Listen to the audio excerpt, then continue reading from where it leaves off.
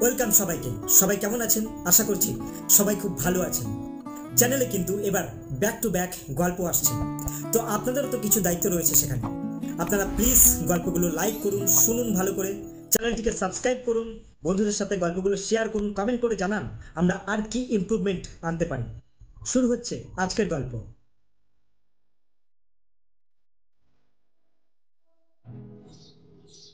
আমার মনে হয় মাঝে মাঝে আমার এই লেখালেখি ছেড়ে ব্যোমকেশের সঙ্গে তার তদন্তের কাজে ব্যস্ত হয়ে পড়াই ঢের ভালো।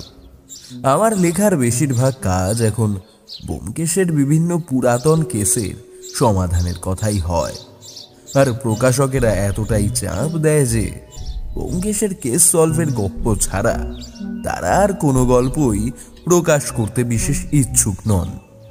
মাঝে মধ্যে এই জন্যে আমার বেশ যে রাগ ধরে না এমনটা নয়, কিন্তু পাঠকগণ যা পছন্দ করে, প্রকাশক এবং লেখকদের কর্তব্য সেগুলোই তাদের মুখে গুজে দেওয়া। এখন পাঠক মহলে ব্যোমকেশের কেসের চর্চা হলে আমার পকেট ও পাবলিশারদের পকেটেও পয়সা আসবে ভালোই, কিন্তু আমার মৌলিক অন্যান্য গল্প কি আমি তবে কাউকেই শোনাতে পারবো না? কে জানে আমার সেই সুযোগটা আর হয়ে উঠবে কিনা কোনোদিন। তবে ব্যোমকেশের সঙ্গে না থাকলে হয়তো আমার বাংলা সাহিত্যের অগ্রগতির ক্ষেত্রে বেশ ঝক্কি পোহাতে হতো। অনেকে হয়তো পছন্দ করেন না আমি শুধু ইদানিং ব্যোমকেশের কেস সলভের গল্পই লিখি, কিন্তু কি আর করব বলুন, দিন শেষে আমাকেও তো পেট ভরিয়েই ঘুমাতে হয়। আর লোকে যদি আদৌ পছন্দ না করতো তাহলে কেন আমি এত প্রকাশকের পীড়াপিড়িতে পড়ে লেখা বের করতাম বলুন? ব্যোমকেশকে এসব আপনারা ভুলেও বলতে যাবেন না, তাহলে সে ভয়ানক রেগে গিয়ে আমার উপর চেপে বসতে পারে। না না না, এমন মানুষ সত্যান্বেষী ব্যোমকেশ বক্সী নয়। চাকর পুটিরাম এখন আমাদের খাবার দাবারের যোগান দিচ্ছে, আর বাকিটা আমরা দুজনে মিলে চালিয়েই নিচ্ছি। আমি মাঝে মধ্যে ব্যোমকেশকে টিটকিরি মেরে বলি, ইহে বন্ধুবর, এবার একটা বিয়ে শাদী করেই ফেলো, কতদিন আর পুটিরামের হাতে খাবে বলো? একজন বউঠা নিলে বেশ ভালো হতো। ব্যোমকেশ চায়ের পেয়ালা টেবিলে নামিয়ে রেখে বলল, আমার সঙ্গে মশকরা করা হচ্ছে বুঝি? তুমি কিন্তু এইভাবে আমাকে হ্যাটা করতে পারো না। আরে না না, এভাবে ভেবো না। আর কতদিন অবিবাহিতের পইতে পড়ে ঘুরে বেড়াবে শুনি? এমন বুদ্ধি খাটিয়ে খাটিয়ে এবার বয়স হয়ে যাবে মস্তিষ্কের আর শরীরে, তখন কিন্তু বুড়ো বয়সে ভীমরতি সহ্য করতে কোনো মেয়ে রাজি হবে না। আমাকে যে বলছো, তুমি নিজেই কেন বিয়ে করো না বলো তো? আমার দ্বারাও সব বিয়ে টিয়ে হবে না। আমি সেসব থেকে কয়েক মাইল দূরে অবস্থান করি হে ব্যোমকেশ বক্সী। আমিও তবে সেই দিকেই এগোবো বলে স্থির করেছি। আর নিজের বুদ্ধির তীক্ষ্ণতা যদি বিয়ের পর উবে যায় তখন কি হবে? তবে তোমার বইয়ের কাটতি যেমন কমবে, তেমনই কিন্তু আমার সত্য অনুসন্ধানের বিষয়ও বিঘ্ন করবে। এখন তুমি বলো, তুমি দুটো চাও কি না? আমি তীব্র প্রতিবাদের স্বরে বলে উঠলাম, এইভাবে বুদ্ধি কখনো উবে যায় নাকি? আরে কর্পূর আর বুদ্ধির মধ্যে অনেক যোজন তফাৎ আছে বন্ধু। তুমি খামোখা সব বলে আমাকে কিন্তু কোনোভাবেই দিকভ্রষ্ট করতে পারবে না। যাই হোক, এভাবেই আমার আর ব্যোমকেশের মধ্যে কথোপকথন চলতে চলতে হঠাৎ দরজার বাইরে পদশব্দ পেলাম। কেউ যেন বেশ জোরে জোরে হেঁটে আসছেন আমাদের ঘরের সামনে। ব্যোমকেশ আমাকে ইঙ্গিতে চুপ করতে বলে বলল, মনে হয় কেউ আসছে অজিত। অল্প বয়স্ক কোনো ব্যক্তি, খুব জরুরি দরকার নয়, তাই আস্তে আস্তে ধীরে ধীরে হাঁটছেন। তিনতলার বাসায় আমরা থাকি, অর্থাৎ আমাদের কাছেই তিনি এসে পৌঁছবেন। দরজা খোলো বন্ধুবর। আর আমি জানলা খুলে আগাম কোনো আভাস পাওয়ার চেষ্টা করি। আমি চুপচাপ বসে শুধু মিহি মিহি কিছু পদশব্দ ছাড়া আর কিছুই শুনতে পেলাম না। যাই, আমার বুদ্ধিমান সত্যান্বেষী বন্ধু যখন বলেছে তখন তার প্রতিটা বাক্য নিশ্চয়ই সত্যিই হবে। আমি দরজা খুলে দেখলাম একটি বছর 22-এর যুবক দরজার বাইরে দাঁড়িয়ে রয়েছে। তার মুখে একটা কোমল স্বভাবের ছাপ বিদ্যমান, আর বেশভূষা দেখে বোধ হয় কোনো উচ্চ বংশের ছেলেই হবে। একটি সুন্দর আঁতুড়ের গন্ধ বেরোচ্ছে তার গা দিয়ে। ব্যোমকেশ বক্সীর অনুমানের ক্ষমতা আর অবজারভেশনের শক্তি অকল্পনীয় ও অবিশ্বাস্য। ছেলেটি আমার দিকে তাকিয়ে হালকা হেসে বলল, ব্যোমকেশবাবু আছেন? আমিও পাল্টা একটা হাসি হেসে বললাম, আগে হ্যাঁ, আসুন আসুন, উনি ভিতরেই আছেন। ছেলেটি ভিতরে ঢুকতেই ব্যোমকেশ তাকে সাদরে সম্ভাষণ করে বলল, আসুন আসুন, এখানে বসুন বলে চেয়ার এগিয়ে দিল। ছেলেটির মুখ দেখে মনে হলো সে একটু লজ্জা বোধ করছে। ব্যাপারটাকে সহজ করার জন্যে ব্যোমকেশ বলল, লজ্জা পাবেন না, আপনি বসুন।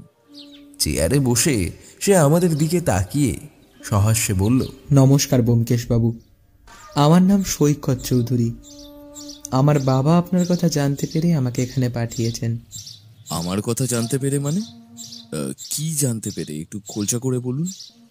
ছেলেটি একটু লজ্জাবোধ করে বলল, আপনি না আমায় ওভাবে বলবেন না, আমাকে আপনি তুমি বলেই ডাকতে পারেন। তা বেশ বেশ, এখন কি ব্যাপারে তোমার পিতা তোমায় এখানে পাঠিয়েছেন সেটা বলো। হ্যাঁ বলছি, আমার বাবা শ্রী সুশীল চৌধুরী আপনার সম্বন্ধে জানতে পেরেছেন তার কোনো এক বন্ধুর মারফত। কোন বন্ধুর মারফত সে নাম আমি বলতে পারবো না, মাফ করবেন, কিন্তু আপনার গুণের কদর তিনি করতে জানেন।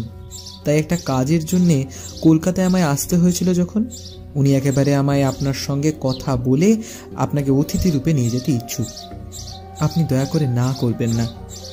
ছেলেটির কথাবার্তা অসংলগ্ন ধরনের, সেটা টের পেলাম। কিভাবে কোন কথা থেকে কোন কথায় যেতে হয় সেসবের বিশেষ ধারণা নেই তার। ব্যোমকেশ তাই আবার তাকে জিজ্ঞেস করলো, তোমার বাবা নিশ্চয়ই কোনো বিশেষ কারণেই আমার তলব করেছেন, আমি সেটাই জানতে চাইছি। কেন তিনি আমাকে তার অতিথি রূপে পেতে চান? আসলে গত কয়েকদিন ধরে আমাদের পরিবারে এক ঘোর বিপদ চলছে ব্যোমকেশবাবু। আমার বাবা একজন সজ্জন ব্যক্তি, তার কোনো দিকে কোনো বদনাম নেই, এবং ব্যবসায়িক ক্ষেত্রে তার অসীম দক্ষতার ফলে অনেকেই বাবার দিকে কড়া নজরে দৃষ্টিপাত করে বটে, তবে কেউই বাবার সমকক্ষ হতে না পেরে সে আশা ছেড়ে দিয়েছে। ব্যোমকেশ এবার বলে উঠল, ও হ্যাঁ হ্যাঁ হ্যাঁ হ্যাঁ হ্যাঁ, এবার মনে পড়েছে আমার। সৈকত চৌধুরীর নামটা চেনা চেনা লাগছিল। তোমার বাবারই তো ওই হিরে জহরতের ব্যবসা আছে, তাই না? ছেলেটি একগাল হেসে বলল, আগে হ্যাঁ, আপনি ঠিকই ধরেছেন, আমার বাবার ওই ব্যবসা আছে। আর সেটা আমার বাবার বললে ভুল হবে, কারণ আমার পূর্বপুরুষ থেকেই ওই ব্যবসা চালিয়ে আসছেন। আচ্ছা আচ্ছা আচ্ছা, সেই বিষয়ে আমি ঠিক অবগত ছিলাম না। হ্যাঁ, যেটা বলছিলাম, আমাদের বর্তমানে একটু ব্যবসায়িক খরা চলছে ব্যোমকেশবাবু। আসলে আমাদের বাড়ি থেকে একটি মহা মূল্যবান বস্তু চুরি গেছে, সেটা হলো একটি নীল হিরে। নীল হিরে? আমার সেই জিনিস দেখার সৌভাগ্য এখনো হয়ে ওঠেনি। আগে আমাদের অনেক হিরে জহরতের কারবার থাকলেও ওই নীল রঙের হিরেখানা ব্যবসার সমস্ত কিছুর চেয়ে ছিল অনেক ঊর্ধ্বে। আমি নিজে আজ অব্দি খুব একটা দেখেছি বলে মনে পড়ে না, কিন্তু বিশ্বাস করুন, ওর ওই অবিশ্বাস্য উজ্জ্বল দেখলে মাথা ঘুরে যাবে যে কোনো মানুষের।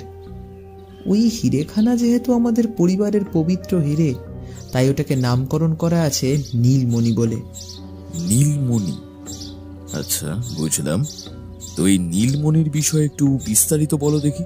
বিস্তারিত আমি নিজেও ঠিক জানি না ব্যোমকেশবাবু, কিন্তু আমাদের পরিবারের, আমাদের ব্যবসার জন্য এই নীলমণির গুরুত্ব অপরিসীম।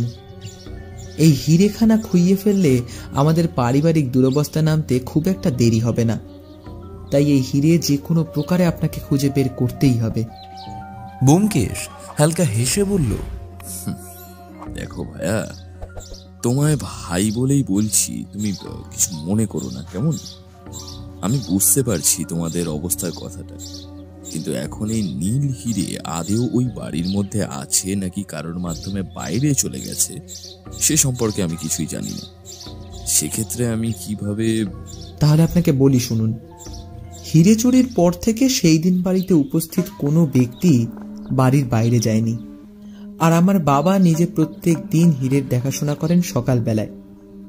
আর সারাদিন যদিও তার হিরে দেখা হয় না, সারাদিনে আর দেখা হয় না বলতে? সেটা কি কোনো গুপ্ত কোঠরে লুকিয়ে রাখা আছে? হ্যাঁ, খানিকটা সেরকমই বলতে পারেন। আমাদের বাড়ির নীলমাধবের মূর্তির মাথার গহ্বরে সেটিকে একেবারে গুছিয়ে লুকিয়ে রাখা আছে। নীলমাধবের মূর্তিটি খুব একটা বড় নয়, তবে তার মধ্যে অমন একটি দামি, টাকা দিয়ে যার মূল্য পরিমাপ করা যায় না এমন হিরে লুকিয়ে রাখা আছে, ভাবলে হয়তো আপনারও হাসি পাবে। বাড়ির মন্দির কক্ষে উপস্থিত নীলমাধবের মাথার মধ্যে এমনভাবে রাখা হয়েছে নীলমণি যাতে কেউ কোনোভাবে সেটার অবস্থান বুঝতে না পারে। আর নীলমাধব উচ্চতায় খুব একটা বেশি না হলেও ওজনে কিন্তু অনেক, তাই কারো পক্ষে আস্ত নীলমাধবকে তুলে নিয়ে যাওয়া কখনোই সম্ভব নয়। আমরা নিজেরাও জানতাম না নীলমাধবের ঠিক কোথায় রয়েছে সেই মহামূল্যবান হিরে। গত পরশু সকালে বাবা প্রত্যেক দিনের মতন যখন মূর্তি পর্যবেক্ষণ করছিলেন, ঠিক তখনই তিনি বুঝতে পারলেন এই হিরে চুরি হয়ে গেছে। তখনই তিনি চিৎকার চেঁচামেচি করে আমাদের সবাইকে ডাক দিলেন, কিন্তু বাবা ছাড়া আর কেউ জানতো না ওই হিরে নীলমাধবের ঠিক কোথায় রাখা আছে। আর সারাদিন ওই দরজা বেশিরভাগ সময়ই বন্ধ থাকে। শুধুমাত্র ঠাকুরমা মাঝে মাঝে যখন যান তখন ওটা খুলে দেওয়া হয়। সেক্ষেত্রেও বাবার থেকে চাবি নিয়ে তারপরেই দরজা খোলা হয়, এবং বাবা নিজে উপস্থিত থেকে দরজা খুলে দেন আর বন্ধও নিজেই করেন। এখন আমরা এহেন কঠিন পরিস্থিতিতে উপনীত হয়েছি ব্যোমকেশবাবু যে আমাদের পরিবারের সবচেয়ে শুভ জিনিসটি হারিয়ে হয়তো সর্বশান্ত হতে পারি। তাই আপনার একান্ত সাহায্য প্রার্থী আমরা পরিবারের সকলেই। বলে ছেলেটি থামল। এক নাগারে কথা বলে হয়তো ওর জিভের আগায় থুতু উঠে এসেছে, তাই মুখ টিপে আমাকে জলের ইশারা করল। আমি এগিয়ে দিলাম এক গ্লাস জল ওর দিকে। ব্যোমকেশ বলল, আচ্ছা, কেউ যদি নাই জানতো যে ওই হিরে আদতে কোথায় রাখা আছে, তাহলে তুমি জানলে কি করে ওটা মাথায় রাখা আছে? বাবা এমন পরিস্থিতিতে হতবুদ্ধি হয়ে চিৎকার করে আমাদের সকলকে ডাকলেন। আমরা সবাই একত্রিত হলে বাবাই নিজে মুখে তখন আমাদের সবটা খুলে বললেন। তিনি কোথায় কিভাবে রেখেছিলেন সবটা। আচ্ছা, বুঝলাম। তো তোমাদের বাড়ি কোথায় সৈকত? আমাদের বাড়ি রায়দিঘি অঞ্চলে। আমাদের এখানে এত ব্যবসায়িক যেসব কাজকর্ম হয় তার সবটাই লোক মারফত পরিচালনা করা হয় রায়দিঘি থেকে। মাঝে মধ্যে আমাদের কাউকে না কাউকে কলকাতা এসে সমস্ত শাখার খোঁজ খবর হিসেবপত্র নিয়ে যেতে হয়। তবে সকলেই এত পুরনো লোক যে কারোর কোনো রকম বেআইনি কাজ করবার কথা নয়। তবুও বলতে পারেন মাঝে মধ্যে আমরা এখানে এসে ওই কর্তব্যের খাতিরে এইটুকু করে থাকি। তোমার বাবাও আসেন নাকি মাঝে মধ্যে খোঁজ খবর নিতে? সৈকত হালকা হেসে বলল, না না, বাবাকে ঠাকুরদার মৃত্যুর পর থেকে একদিনের জন্য ওই বাড়ি থেকে নাড়ানো যায়নি। কারণ বাবার বিশ্বাস, একবার সেই মূর্তি থেকে হিরে যদি চুরি হয়ে যায় তাহলে ব্যবসা লাটে তো উঠবেই, আর সেই সঙ্গে আমরা সর্বশান্ত হয়ে যাব। তাই বাবা ঠাকুরদার মৃত্যুর পর থেকে কোনো দিন ওই বাড়ি থেকে একটুও নড়েননি। ব্যোমকেশ মনে মনে কিছু একটা চিন্তা করল, তারপর বলল, বুঝলাম। তোমার বাবা এই বিষয়ে যথেষ্ট চিন্তাশীল ছিলেন। তাহলে হিরে চুরি যাওয়ার পর থেকে নিশ্চয়ই তার জীবন একেবারে উষ্ঠাগত হয়ে পড়েছে। ছেলেটি মাথা নিচু করে রইল, কোনো উত্তর দিল না। আমরা বুঝলাম তার মনের অভ্যন্তরের কথা খালি। এই প্রশ্নের উত্তরে সে কি জবাব দেবে হয়তো সে নিজেই জানে না। এত বছর ধরে নিজের কোলে আগলে রাখা জিনিস যদি বেহাত হয়ে যায়, তাহলে তার জন্যে দুঃখ শব্দটাও হয়তো ছোট হয়ে যায়। আমার কোনো কিছুতেই অসুবিধে নেই। আপনার যবে সুবিধে হয় তবেই যাত্রা করা যেতে পারে। আপনি শুধু আমায় সময় নিয়ে জানিয়ে দিন। আমি নিকটবর্তী একটি হোটেলে রয়েছি। আপনি একটি নির্দিষ্ট সময় বলে দিলে আমি তখনই আপনার এখানে এসে হাজির হব। ব্যোমকেশ একটু চিন্তা করে জানালো, আগামীকাল সকাল 8টা নাগাদ এখান থেকে বেরোলে আশা করি খুব একটা সময় লাগবে না রায়দিঘি পৌঁছতে। সৈকত ব্যোমকেশের প্রস্তাবে বেশ খুশি হলো। ব্যোমকেশও সম্ভবত বেশ প্রসন্ন বোধ করেছে ছেলেটির স্বভাব চরিত্র দেখে। ছেলেটির মাথায় বেশ বুদ্ধি না থাকলেও মানুষ হিসেবে ছেলেটিকে আমার বেশ ভালো মনে হল। তবে এখন থেকেই কাউকে বিচার বিশ্লেষণ করাটা যথেষ্ট বোকামির লক্ষণ বটে।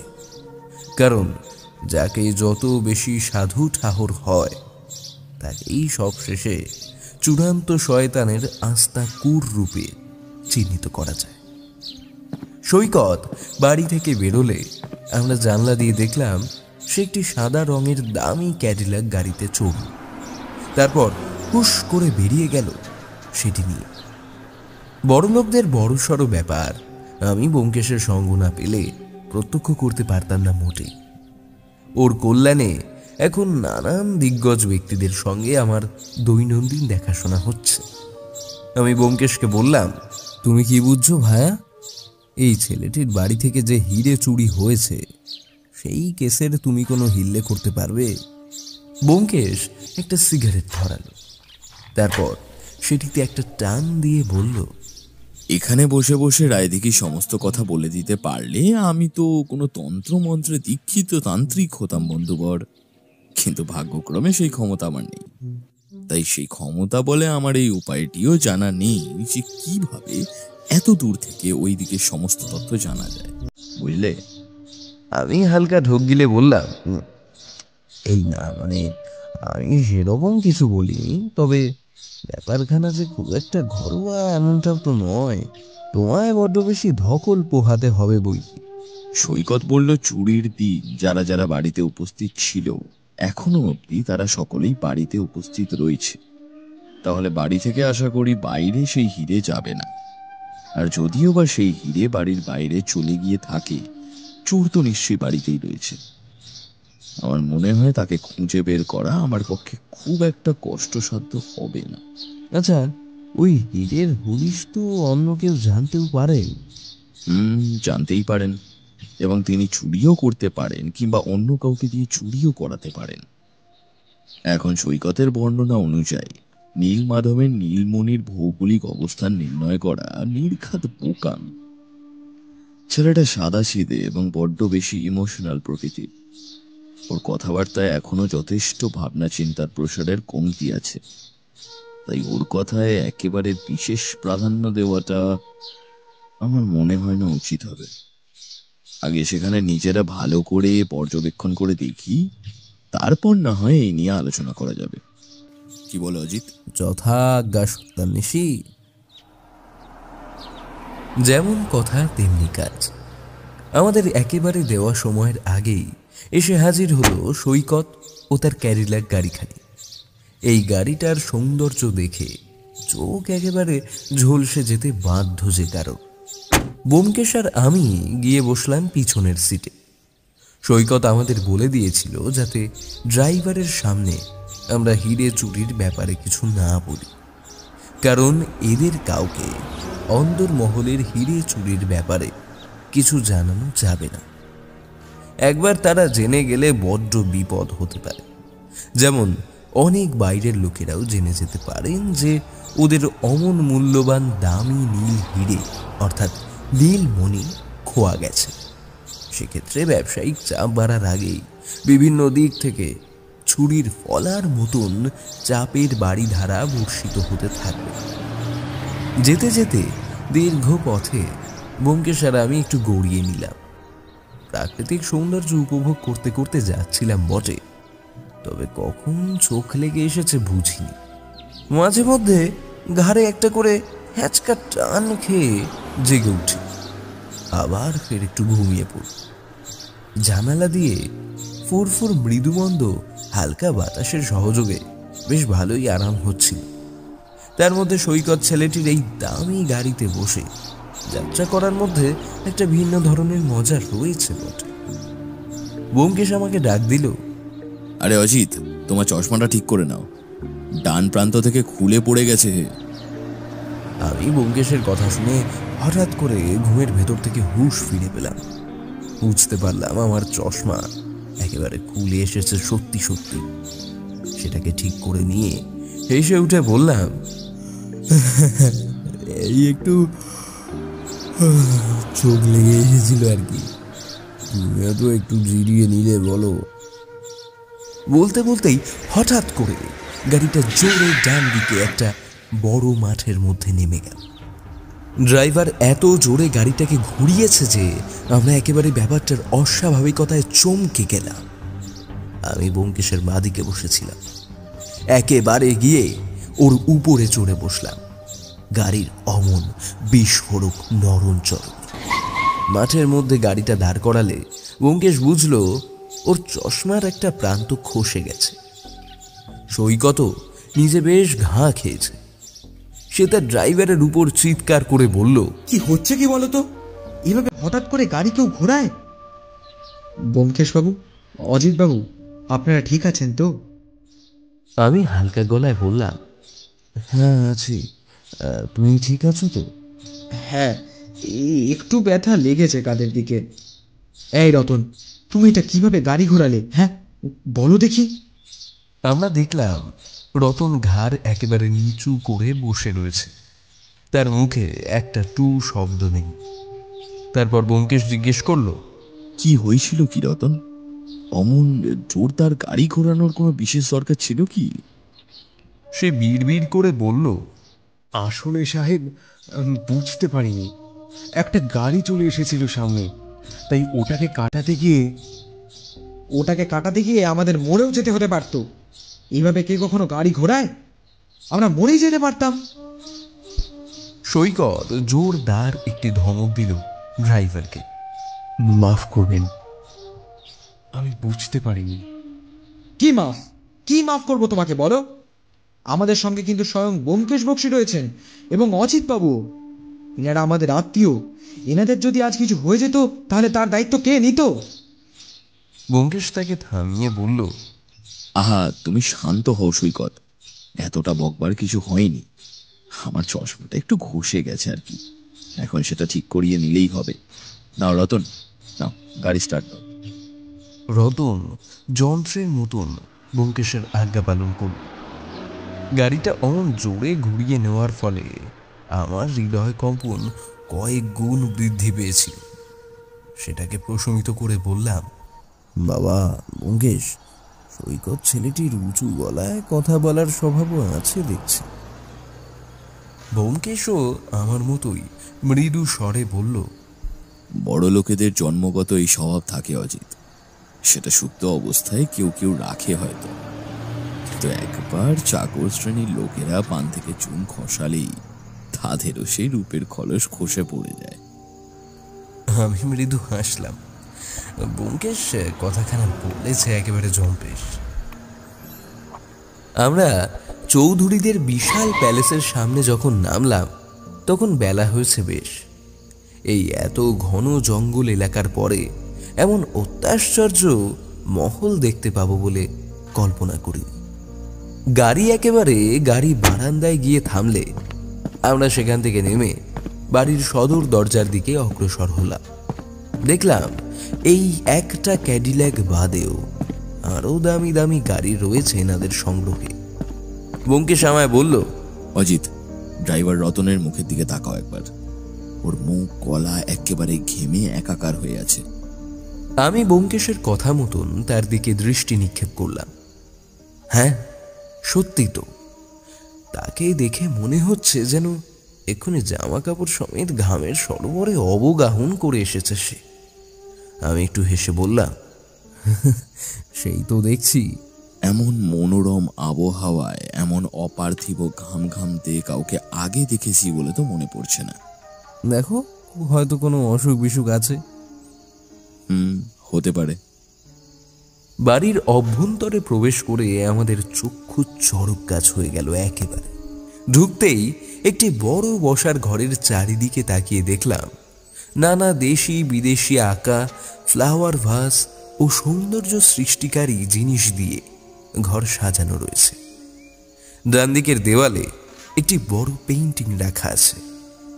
সেখানে দেখতে পাচ্ছি একটি অল্প বয়সী নারী একজন প্রাপ্তবয়স্ক যুবকের গলা ধরে তার শিরচ্ছেদ করছে এবং তার পাশে দাঁড়িয়ে রয়েছেন একজন বৃদ্ধ মহিলা। তিনি হয়তো এই মেয়েটিকে সাহায্য করছেন এমন নরবলি দিতে। আমি ব্যোমকেশের উদ্দেশ্যে বললাম, কি নারকীয় দৃশ্য ব্যোমকেশ। ব্যোমকেশ সেদিকে একবার তাকালো। পেইন্টিংটার দিকে এগিয়ে যেতেই একজন আমাদের পথের সামনে এসে দাঁড়ালেন। ছেলেটির বয়স সৈকতের থেকে একটু বেশি, কিন্তু এর চেহারা আর ব্যক্তিত্বে একটা গাম্ভীর্য আছে, সেটা যথেষ্ট বোঝা যাচ্ছে। আমাদের দিকে হালকা হেসে তিনি বললেন, এই অসামান্য পেইন্টিং কারভিঞ্চিওর আঁকা। ইতালির চিত্রবিদ ছিলেন তিনি। এখানে মাতার হেলোফানেস, যিনি ছিলেন একজন অ্যাসাইরিন জেনারেল, ওই বিধবা হিব্রুর কাছে নিজের মুন্ডু দিয়ে আসেন। সে এক কাণ্ড বটে। আমি বললাম, বাপরে, এ তো বিভৎস এক কাণ্ড মশাই। মাতাল জেনারেলকে নিজের তাঁবুতে ঢুকে খুন করে এই বিধবা জুডিথ। এই চিত্রটি আমার খুব প্রিয়। নমস্কার, আমি গিরিশ চৌধুরী, সৈকতের দাদা। ব্যোমকেশ তার দিকে একবার চেয়ে একটা মৃদু হাসল, তারপর বলল, আপনি নিচে একজন শিল্পী, তাই না? দীর্ঘক্ষণ এক মনে আঁকছেন হয়তো। আপনার তুলি কান থেকে নামলেও কানের ওখানে এখনো রঙের দাগ লেগে আছে, ওটা মুছে নেবেন দয়া করে। গিরিশ তার কানে হাত দিয়ে একটি হলুদ রং আবিষ্কার করে মৃদু হাসলেন, তারপর বললেন, হ্যাঁ, ঠিকই বলেছে। কানে তুলি গুজে রেখেছিলাম বলেই অমনটা হয়েছে। আপনার সম্বন্ধে অজিতবাবুর বইতে পড়েছি, তাই আপনার সঙ্গে সাক্ষাৎ করার লোকটা সংবরণ করতে আর পারলাম না। বেশ বেশ বেশ। আপনি কি সারাক্ষণ শিল্প চর্চা নিয়েই থাকেন নাকি? আগে হ্যাঁ ব্যোমকেশ বাবু, সবাই যদি সম্পত্তি সংরক্ষণের ব্যতিব্যস্ত হয়ে পড়ে তাহলে মারপিট লেগে যাবে বই কি। ব্যোমকেশ মৃদু হাসল। তিনি আবার বললেন, আপনারা বসুন, আমি আমার আঁকা শেষ করে না হয় আপনাদের সঙ্গে যোগদান করব। সে চলে গেলে আমি ব্যোমকেশকে বললাম, ছেলেটি বেশ গম্ভীর প্রকৃতির বলে মনে হলো, কিন্তু ব্যক্তিত্ব আছে বটে। হ্যাঁ, ঠিকই বলেছ। শিল্পী মানুষদের এই ব্যক্তিত্ব থাকাটা বড্ড জরুরি। জহুরির ঘরে শিল্পীর অধিষ্ঠান, বেশ খাঁটি কম্বিনেশন। আমি আর ব্যোমকেশ আমাদের জন্য প্রদত্ত ঘরে প্রবেশ করে একটু বিশ্রাম নিচ্ছিলাম। এই এত বড় বাড়িতে এখনো অবধি কাউকে নজর পড়ল না আমার, গিরিশ আর সৈকতকে ছাড়া। আর যে চাকরটি আমাদের ব্যাগপত্র সব নামিয়ে দিয়ে গেল তাকে বাদে। সৈকত তার বাবার সঙ্গে দেখা করতে গেছে, হয়তো আমাদের আসবার সংবাদ দিতেই গেছে সে। আমি আর ব্যোমকেশ বসে রইলাম আমাদের ঘরে। জামা কাপড় পরিবর্তন করে বাড়ি থেকে আনা পাঞ্জাবিখানা চাপিয়ে নিলাম আমি। আগেই বুঝতে পেরেছিলাম যে এক বড় মহলে প্রবেশ করতে চলেছি, তাই নিজের সব চাইতে ভালো জামা কাপড়গুলো ব্যাগে করে গুছিয়ে এনেছি। ঘরে একটা সংবাদপত্র দেখতে পেয়ে মনটা বেশ ভালো লাগলো। ব্যোমকেশ সেটা নেওয়ার আগেই ছো মেরে সেটাকে বগল দাবা করে নিলাম। ব্যোমকেশ আমার দিকে তাকাতেই আমি বললাম, এই একদম না, আমি আগে পড়ে নিই। ব্যোমকেশ কিছু বলল না, কেবলমাত্র একটু ঠোঁট টিপে হাসল। পেপারে বেশিক্ষণ বুঁদ হয়ে বসে থাকা হলো না। একটি নিরুদ্দেশ সম্পর্কিত খবর পড়ে সেদিকেই মনটা বসে গেল। ব্যোমকেশকে এখন এটা দেখালেই সে আবার এক প্রস্থ ভাবনা চিন্তা শুরু করবে, তাই যদি নিজের চোখে পড়ে তাহলেই দেখবে মনে করে আর বিষয়টার উত্থাপন করলাম না। কিছুক্ষণ পেপার নিয়ে বসে থাকার পরেই দরজায় শুনতে পেলাম এক ভদ্র মহিলার কণ্ঠস্বর। আচ্ছা, আমি কি আপনাদের খাবার দাবার এখানেই দিয়ে যাব? ব্যোমকেশ মৃদু হেসে বলল, না, আপনাকে ব্যতিব্যস্ত হতে হবে না, সকলের সঙ্গেই না হয় বসে একসাথে খাবো। আসলে আমাদের এখানে সকালের খাওয়া হয়ে যায় আরও আগে। আমি বলে দিচ্ছি শ্রীধরকে, ওরা আপনাদের খাবার দিয়ে যাবে। আচ্ছা বেশ। বিকেলের দিকে বাবা আপনার সঙ্গে হয়তো কথাবার্তা বলবেন কিছু বিষয় নিয়ে, তার আগে আপনারা একটু বিশ্রাম নিয়ে নিন। আমি শ্রীধরকে খাবারের জন্য বলে দিচ্ছি। বলে ভদ্র মহিলা বেরিয়ে গেলেন। বেশ সুশ্রী গৌরবর্ণা এই মহিলাকে দেখে বেশ সম্ভ্রান্ত বলেই মনে হল। আমি ব্যোমকেশকে বললাম, আমাদের একলাই খেতে হবে ঘরে বসে? ভাবলাম সকলের সাথে বসে খাবো। আরে চিন্তা করো না হে বন্ধুবর, বিকেলবেলায় সম্ভবত সকলের সঙ্গেই সাক্ষাৎ হবে। এই যে ভদ্রমহিলা এলেন আমাদের খাবার সাধ্যে, ইনি খুব সম্ভবত গিরিশ চৌধুরীর স্ত্রী। আমি অবাক হয়ে বললাম, তুমি কি করে বুঝলে? আসলে ওনার শাড়ি ঝুলন্ত আঁচলে রঙের দাগ পেলাম। যাই হোক, এই সমস্ত জিনিস চোখে পড়ে যাচ্ছে ভেবে আমাকে খারাপ ভাবতে পারেন তোমার পাঠকেরা। একান্ত মাটিতে লুটিয়ে না পড়লে আমার সেটি নজরে আসতো না। আমি হেসে উঠলাম ব্যোমকেশের এই কথায়। আমাদের জন্য একেবারে এলাহি আয়োজন করা হয়েছে দেখে মনে মনে বেশ আমোদ অনুভব করলাম। শেষ পাতের মিষ্টি অবধি পুরোটা খেতে পারলেও পায়েসটা খেতে পারলাম না বলে মৃদু আফসোস রয়ে গেল। সত্যি বলতে এত সুন্দর রান্না যে কোন রাঁধুনি রেঁধেছেন সেটি জানতে মন চাইছে বড্ড বেশি। ব্যোমকেশ তো আমার পাতে দই, পোনা, চিতল মাছের মুইঠা আর কয়েক পিস পাঁঠার মাংস পাচার করলো। আমি মোটামুটি সবটা খেয়ে দিয়ে একেবারে ঢোল হয়ে পড়লাম। না, এখন হাঁটাহাঁটির দরকার আছে বই কি, তাই ঘরের মধ্যেই হাঁটা চলা করতে লাগলাম। ব্যোমকেশ আমাকে ব্যাগ দিয়ে বলল, কি হে, দেখে তো মনে হচ্ছে ভীষণ ব্যারামে পড়েছো। এত খাওয়া সয় না বন্ধুবর। আমি দম ফেলতে ফেলতে বললাম, আরে শরীর তো মহাশয় ভায়া, যা সওয়াবে তাই সইবে। তবে আজকে এরকম বিদ্রোহ করছে কেন সেটাই বুঝতে পারছি না। এমন সময় আমাদের দরজার বাইরে সৈকত এসে দাঁড়ালো। ব্যোমকেশ বাবু, আমরা একটু আশেপাশে বাগানের দিকে বেরোবো। আপনাদের অসুবিধে না থাকলে আমাদের সঙ্গে আসতে পারেন। ব্যোমকেশ বলল, আরে না না, অসুবিধা নেই। এই অজিতের অবস্থা দেখো না, বাইরের হাওয়া না পেলে ওর শরীর আরো খারাপ হবে। চলো যাওয়া যাক। সৈকত ব্যতিব্যস্ত হয়ে পড়ল এই কথা শুনে। বলল, এই বাবা, ওনার কি শরীর ভীষণ খারাপ করেছে নাকি? আমি হেসে বললাম, আরে না না ভাই, সেরকম কিছু না, আসলে অনেকটা খাওয়া হয়ে গিয়েছে, সেই কারণেই। চলো চলো বাইরে একটু হাওয়া খেয়ে আসা যাক। আমরা দুজনে ওকে অনুসরণ করে বেরোলাম বাড়ির বাইরে। আমাদের সঙ্গে এখন যুক্ত হয়েছেন আরেকজন। ইনি হলেন সৈকতের বাবা সুশীল চৌধুরী। ভদ্রলোকের বয়স মোটামুটি 60-এর কাছাকাছি। বিপত্নিক, গম্ভীর এবং স্বল্পভাষী এই ব্যক্তির চরিত্র আমার বেশ ভালো লাগলো। আমরা বেরোতেই ব্যোমকেশকে তিনি বললেন, নমস্কার ব্যোমকেশ বাবু, আপনি হয়তো আমার ছেলের কথা শুনেছেন। আমার মনে হয় আপনাকে ছাড়া এই হিরে উদ্ধার করা একেবারে অসম্ভব, তাই আপনার শরণাপন্ন হয়েছি আমি। ব্যোমকেশ বলল, এইভাবে বলবেন না।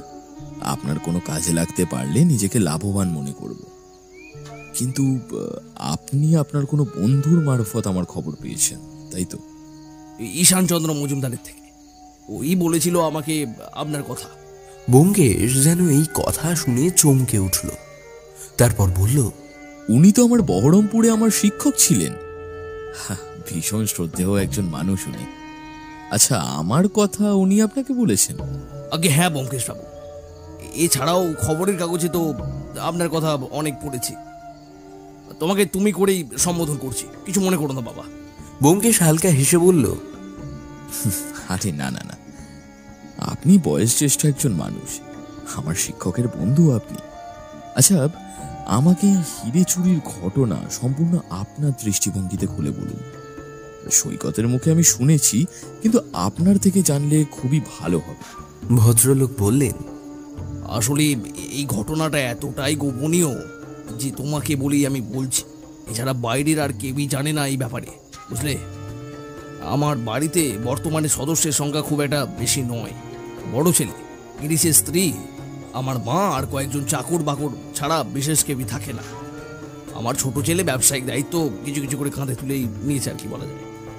বড় ছেলে গিরিশ শিল্পী হবে এবং সে ঘোর নাস্তিক, তার এইসব ব্যাপারে খুব আগ্রহ একটা নেই। এমনকি নীলমাধবের মূর্তির দিকেও নয়। গিরিশের স্ত্রী আমার যথেষ্ট সেবা যত্ন করে, অত্যন্ত ভালো মেয়ে, বৃদ্ধ মা শয্যাশায়ী প্রায়। এদের নিয়েই আমার এই ছোট্ট সংসার। আমরা এই হলাম যাকে বলে পার্মানেন্ট মেম্বার। তাই সন্দেহ করার মতন আমার কাছে কেউই নয়। যেদিন চুরি হয় সেদিন সকালেই আমি হিরেখানা দেখেছিলাম যথাস্থানে। প্রত্যেক দিন সকালে আমি ওইটার দেখভাল করি আর কি। পরদিন একেবারে ভোরবেলা উঠে দেখি নীলমাধবের মাথায় নীলমণিটা নেই। এমন কড়া নজরদারিতে থাকে সেটা যে কারো পক্ষে টের পাওয়া কোনোভাবে সম্ভবপর নয়। এখন তুমি বলো, এর কোনো মীমাংসা কি তুমি করতে পারবে? আমি কেবলমাত্র চেষ্টা করতে পারি। অন্তত চোরকে ধরতে পারলেও একটা বড় লাভ হবে। আচ্ছা, আপনার পূর্বে নিশ্চয়ই আপনার বাবা এর দেখভাল করতেন, তারপর কি আপনি জেনেছেন এটার ব্যাপারে? আগে হ্যাঁ, সেরকম। আপনার বাবা তার আগে কাউকে জানাননি যে কোথায় আছে ওই নীলমণি? না ব্যোমকেশ, আমার বাবা আমার মাকে পর্যন্ত কখনো জানাননি। কেন জানাননি? আসলে ব্যাপারটার গোপনীয়তা বজায় রাখার জন্য। আর মেয়েদের এই বিষয়ে তিনি জানানো পছন্দ করতেন না। আমাদের বাড়িতে মেয়েদের গুরুত্ব পুজোর ঘর থেকে শুরু করে রান্নাঘর অবধি সীমিত থাকে। তবে এত বছর পুজো করেও মায়ের পক্ষে জানা সম্ভব হয়নি ওটা কোথায় ছিল। আচ্ছা, আপনার পিতার মৃত্যুর পর তিনি আপনার ওপর থেকে ব্যবসায়িক দায়িত্বভার লাঘব করে এই গুরু দায়িত্বখানা দিয়ে যান, আর তারপর থেকে আপনি সেটা পালন করে চলেছেন। হ্যাঁ, ঠিকই ধরেছ ব্যোমকেশ।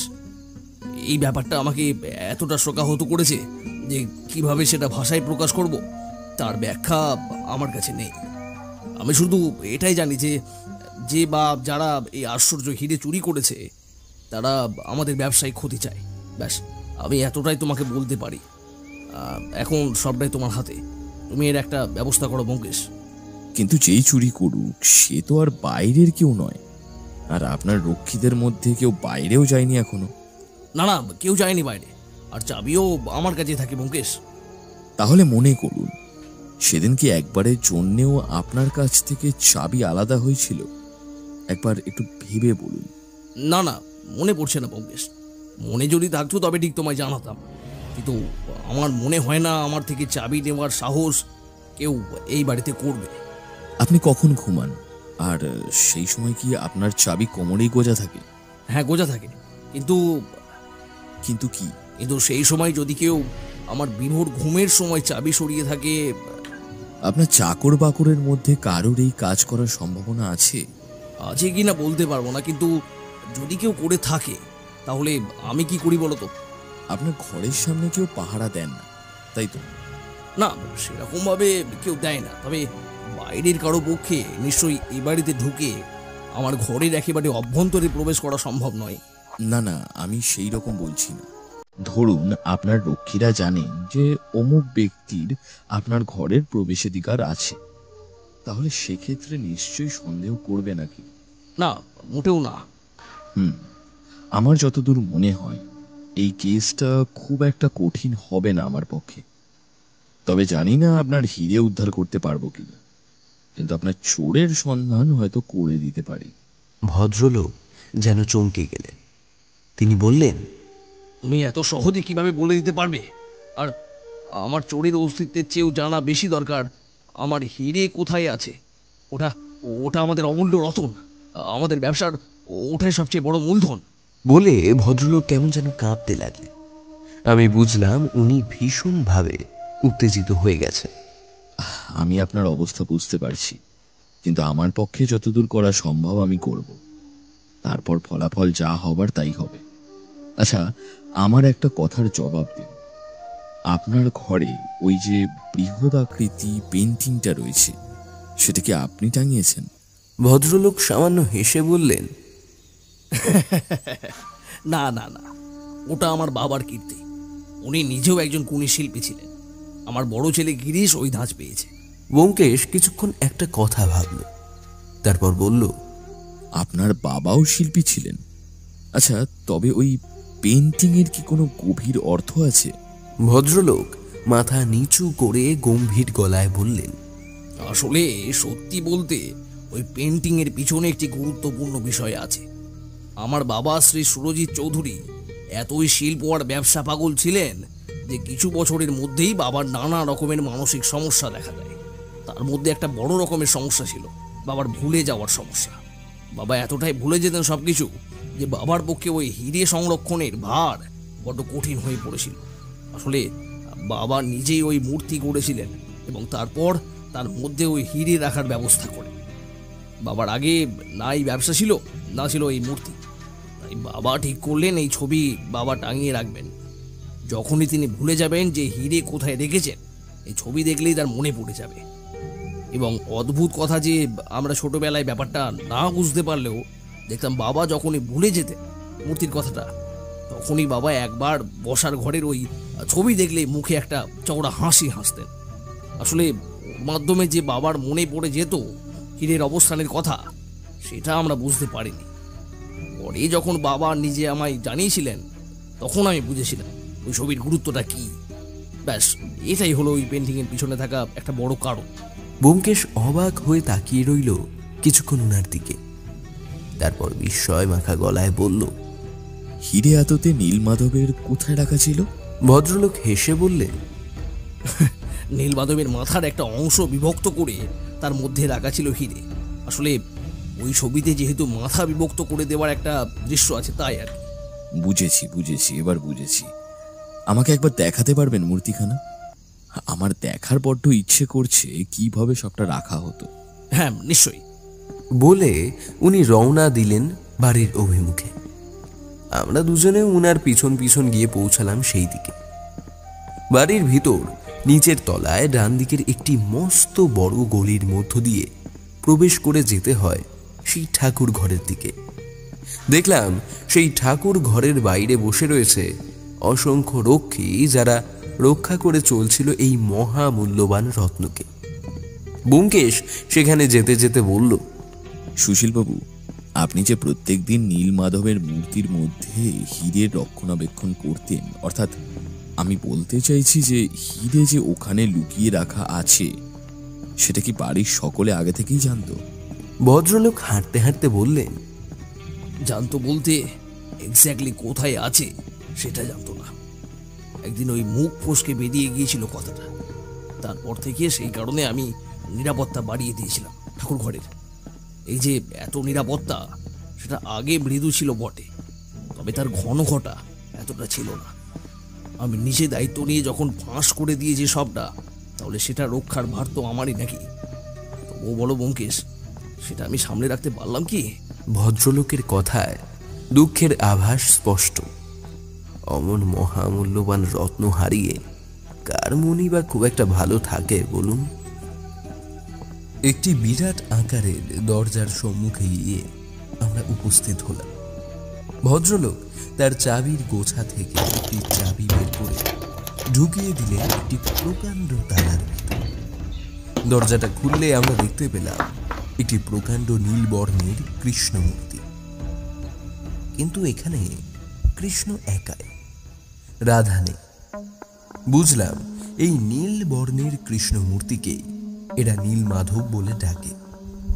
ব্যোমকেশ বলল, এই নীলমাধবের মূর্তিটি একটু পর্যবেক্ষণ করতে পারলে সুবিধা হতো। হ্যাঁ, নিশ্চয়ই নিশ্চয়ই। ব্যোমকেশ এগিয়ে গিয়ে পরীক্ষা করতে লাগলো সেই মূর্তিটি। একটা ছোট টর্চ ছিল তার পকেটে, সেটি দিয়েই দীর্ঘক্ষণ পর্যবেক্ষণ করে একটা মৃদু হাসি হাসল সে। তারপর বলল, এই মূর্তির ঠিক কোথায় ছিল সেই নীলমণি? ভদ্রলোক এগিয়ে গিয়ে নীলমাধবের মাথার উপরের একটি অংশে একটু চাপ দিলেন, আর তার ফলে নীলমাধবের মাথা বিভক্ত হয়ে গেল একটি অংশ থেকে। না, ঠিক গলা থেকে নয়, তবে তার মাথা আর ঘাড়ের সংযোগস্থলে একটি গভীর ফাঁক সৃষ্টি হলো। ভদ্রলোক বললেন, এই স্থানে ছিল আমার প্রাণাধিক প্রিয় নীলমণিটা। ভদ্রলোকের গলায় কেমন যেন ভেজা ভেজা কান্না চাপার ভাব। ব্যোমকেশ বলল, আপনার মা যখন শেষবার পুজো দিতে এসেছিলেন, তারপর আপনি একবার নীলমণির দিকে নজর দিয়েছিলেন? সেটা আদেও সঠিক জায়গায় আছে কিনা সেটা দেখেছিলেন? ভদ্রলোক একটু কিছুক্ষণ ভাবলেন, তারপর বললেন, আগে না, সেই নজর আমার দেওয়া হয়নি। কেন বলো তো? তার মানে সেই সময় আপনি শুধুমাত্র বাইরে থেকে দরজা খুলে আপনার মায়ের জন্য অপেক্ষা করছিলেন, এবং তারপর মা চলে গেলে দরজা বন্ধ করে দিয়েছিলেন, তাই তো? হ্যাঁ হ্যাঁ, ঠিক ঠিক ঠিক। বুঝলাম।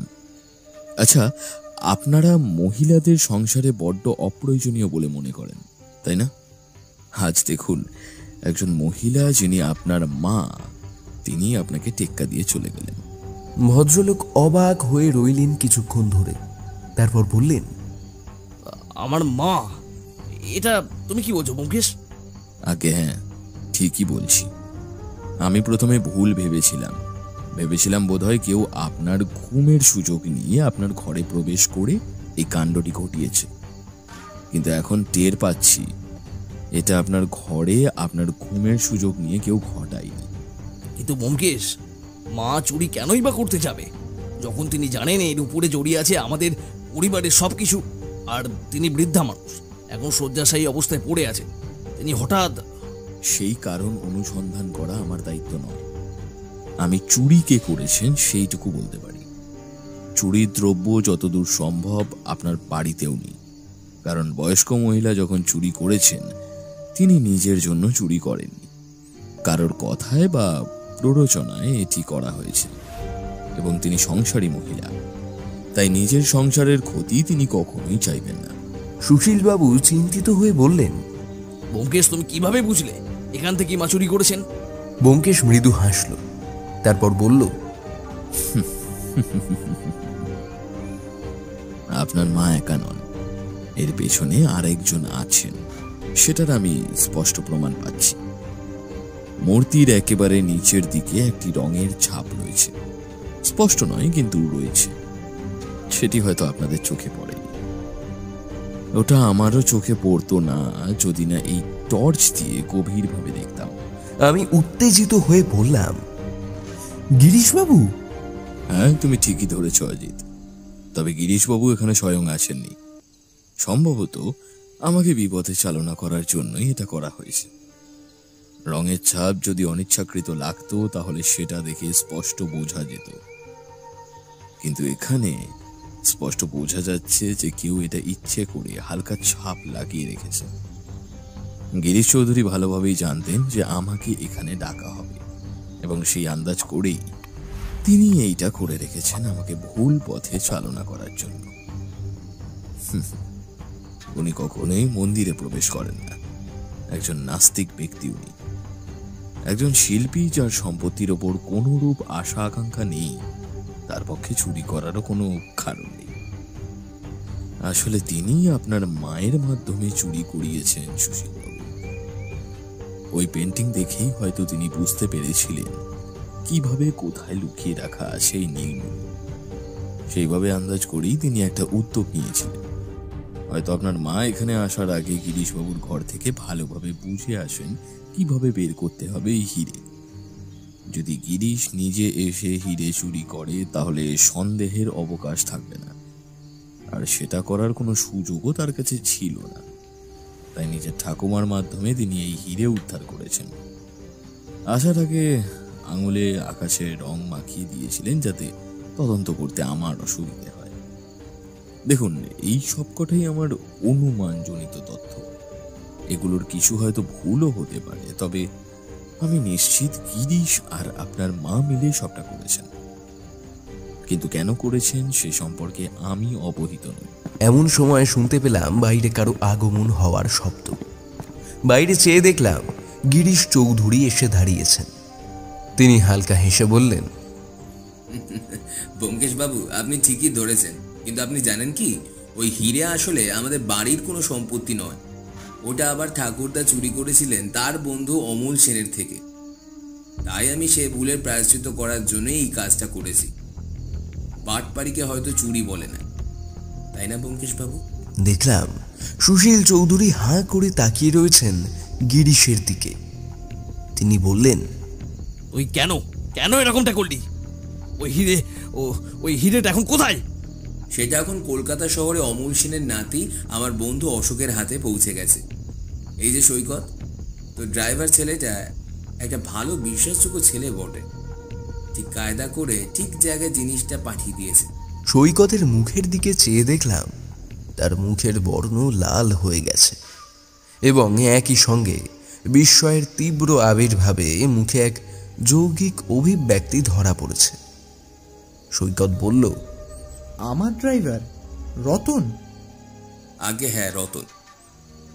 আমি ঠাকুমাকে স্পষ্ট করে বুঝিয়ে দিয়েছিলাম কিভাবে চুরি করতে হবে নীলমণি। সেটা ঠাকুমা চুরি করে আনাতে দিলে আমি ওটা তোর ড্রাইভার রতনের হাত দিয়ে কয়েকটা মোহর দিয়ে দিই ওকে, এবং অশোকের ঠিকানাটাও লিখে দিই সেই সঙ্গে। ছেলেটা ভীষণ নার্ভাস ছিল বটে, তবে আজ সকালেই অশোকের চিঠি পেয়ে আমি ভীষণ খুশি। শেষমেশ যার ক্ষতি হয়েছিল সে না পেলেও তার বংশধর তো পাবেই ক্ষতিপূরণ, তাই না বাবা? সুশীলবাবু মাথা নিচু করে রয়েছে। গিরিশ আবার বলা শুরু করলো, ব্যোমকেশবাবু, আমি ভেবেছিলাম আপনি আমার বিছানো জালে জড়িয়ে পড়বেন। আজ আপনার সামনে ইচ্ছে করেই কানের উপর হলুদ রং লাগিয়ে ধরা দিয়েছিলাম, যাতে আপনার সমস্ত সন্দেহ আমার উপরে যায়। কিন্তু আমি কিভাবে এই চুরি করেছি সেটা ভাবতে আপনার হয়তো কালঘাম ছুটে যাবে।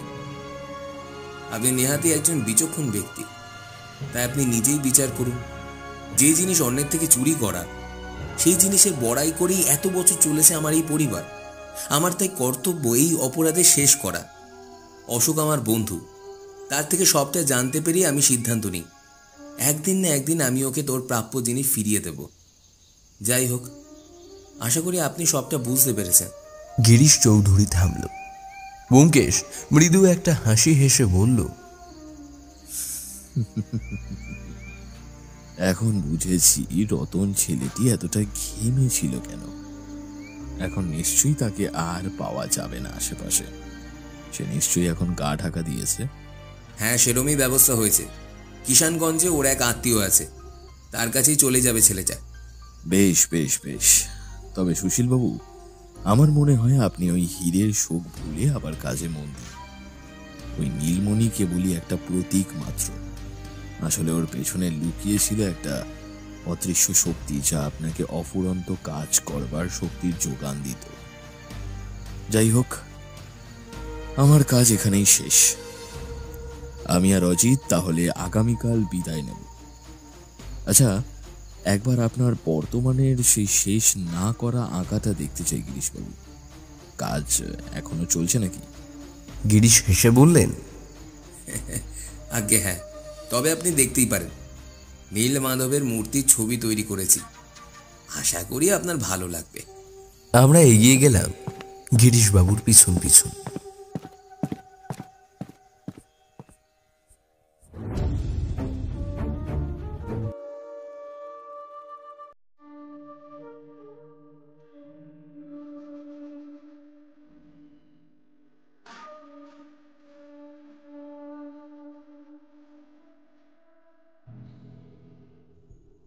এতক্ষণ শুনছিলেন সৌমেন মুখার্জির কলমে গল্প। খুব শিগগিরই আবার দেখা হচ্ছে অন্য একটি গল্প নিয়ে। ততক্ষণ সবাই ভালো থাকুন, সবাইকে ভালো রাখুন, আর সঙ্গে রাখুন, শুনতে থাকুন গল্পের বই ইউটিউব চ্যানেল। শুভরাত্রি সবাইকে।